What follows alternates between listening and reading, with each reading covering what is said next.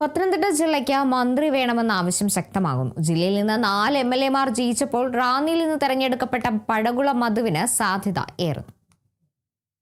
10 വർഷത്തെ ഇടവേളയ്ക്ക് ശേഷം UDF-ന്റെയും കോൺഗ്രസിന്റെയും നേതൃത്വത്തിൽ തിങ്കളാഴ്ച VD സതീശൻ മുഖ്യമന്ത്രിയായി അധികാരമേൽക്കുകയാണ്. 13ാമത്തെ മുഖ്യമന്ത്രിയായിട്ടാണ് VD സതീശൻ സത്യപ്രതിജ്ഞ ചെല്ലുന്നത്. കോൺഗ്രസിന്റെ നേതൃത്വത്തിലുള്ള സർക്കാർ അധികാരത്തിലെത്തുമ്പോൾ പത്തനംതിട്ട ജില്ലയ്ക്ക് അഭിമാനിക്കാവുന്ന ഒട്ടേറെ നേട്ടങ്ങളുണ്ട്. 4 MLA-മാരാണ് പത്തനംതിട്ടയിൽ നിന്നും നേടിയെടുക്കാൻ കോൺഗ്രസിനും UDF-നും കഴിഞ്ഞിട്ടുള്ളത്. അപ്പോൾ പത്തനംതിട്ട ജില്ലയ്ക്ക് ഒരു മന്ത്രി ഉണ്ടാകുമോ എന്നുള്ള ആകാംക്ഷയാണ് നിലനിൽക്കുന്നത്. നമ്മളോടിപ്പം ചേരുന്നത് കോൺഗ്രസ് മണ്ഡലം പ്രസിഡന്റ് രമേശാണ്. രമേശ്, പത്തനംതിട്ട ജില്ലയ്ക്ക് ഒരു മന്ത്രിയുടെ ആവശ്യം ശക്തമല്ലേ? തീർച്ചയായിട്ടും. ഞങ്ങളുടെ മലയോര മേഖലയായ പത്തനംതിട്ട ജില്ലയ്ക്ക് കഴിഞ്ഞ കാലഘട്ടങ്ങളിലെല്ലാം ഏത് മന്ത്രിസഭ രൂപീകരണ സമയത്തും പത്തനംതിട്ടയിലെ ഒരു മന്ത്രി ഉണ്ടായിരുന്നു. ഈ പ്രാവശ്യം അത് ഉണ്ടാകണമെന്നാണ് ഞങ്ങളുടെ പ്രവർത്തകരുടെയൊക്കെ ആവശ്യം. കഴിഞ്ഞ കാലങ്ങളിൽ VS-ന്റെ കാലത്ത് മാത്യു ടി തോമസ് തിരുവല്ലയിൽ നിന്നും മന്ത്രിയായിട്ടുണ്ട്. ഉമ്മൻചാണ്ടി സർക്കാരിന്റെ കാലത്ത് കോന്നിയിൽ നിന്നും അടൂർ പ്രകാശ് ഉണ്ടായിട്ടുണ്ട്. 2ാം പിണറായി സർക്കാരിന്റെ കാലത്ത് വീണ ജോർജ് ആയിരുന്നു ആരോഗ്യവകുപ്പ് മന്ത്രി ഉണ്ടായിട്ടുള്ളത്. അപ്പോൾ സ്വാഭാവികമായിട്ടും ന്യായമല്ലേ ഈ അവകാശം? തീർച്ചയായിട്ടും. കോൺഗ്രസിന്റെ ഭരണസമയത്ത് ഉണ്ടായിരുന്ന മന്ത്രിമാര് ഈ ജില്ലയ്ക്ക് വലിയ നേട്ടങ്ങൾ സംഭാവന ചെയ്തിട്ടുണ്ട്. അടൂർ പ്രകാശ് സാർ ഇരുന്ന സമയത്താണ് കോന്നി മെഡിക്കൽ കോളേജ് കൊണ്ടുവന്നത്.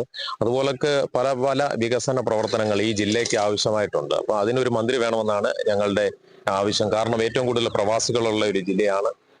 അതുപോലൊക്കെ തന്നെ സാധാരണക്കാരായ ഒരുപാട് മനുഷ്യർ ജീവിക്കുന്ന ഈ സ്ഥലത്ത് പുതിയ പുതിയ നേട്ടങ്ങൾ കൊയ്യാൻ ഒരു മന്ത്രിയുടെ ആവശ്യമുണ്ട്. അതിന്റെ ഒരു അനിവാര്യതയാണ്. ഈ 102 സീറ്റുമായിട്ട് കോൺഗ്രസ് പാർട്ടി അധികാരത്തിൽ വരുമ്പോൾ ഒരു മന്ത്രിയെ ഞങ്ങൾക്ക് ഇവിടുന്ന് ആവശ്യമാണ്. അത് എല്ലാ സാധാരണ താഴെ തട്ടിലുള്ള തൊട്ട് പ്രവർത്തകരുടെയും നാട്ടുകാരുടെയും ആവശ്യമായിട്ട് മാറിയിരിക്കുകയാണ്.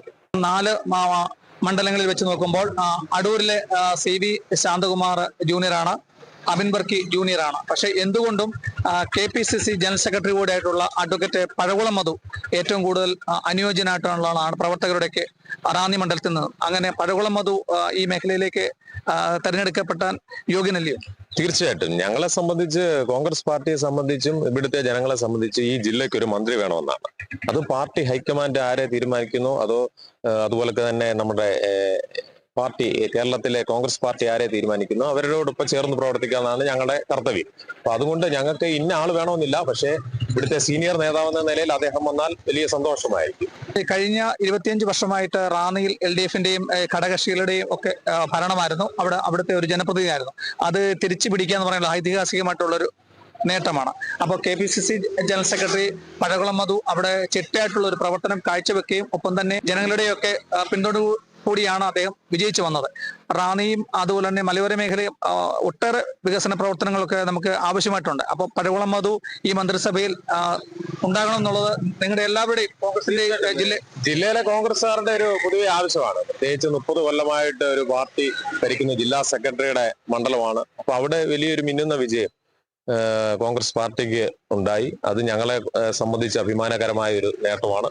ജില്ലയ്ക്ക് ഒരു മന്ത്രി വേണമെന്നാണ് ഇവിടുത്തെ കോൺഗ്രസ്സുകാരുടെ ആവശ്യം. അപ്പൊ അതുമായി ബന്ധപ്പെട്ട് നമ്മുടെ ഭരണ നേതൃത്വത്തിൽ ഇരിക്കുന്നവർ അല്ലെങ്കിൽ പാർട്ടി തലത്തിലുള്ളവർ അതിന് പ്രത്യേക ശ്രദ്ധ ചെലുത്തുമെന്നാണ് ഞങ്ങൾ വിശ്വസിക്കുന്നത്. അപ്പൊ തിങ്കളാഴ്ച സത്യപ്രതിജ്ഞയ്ക്ക് മുമ്പ് തന്നെ ഇപ്പോൾ 2 ദിവസമുണ്ട്, ആലോചനയൊക്കെ ഉണ്ട്.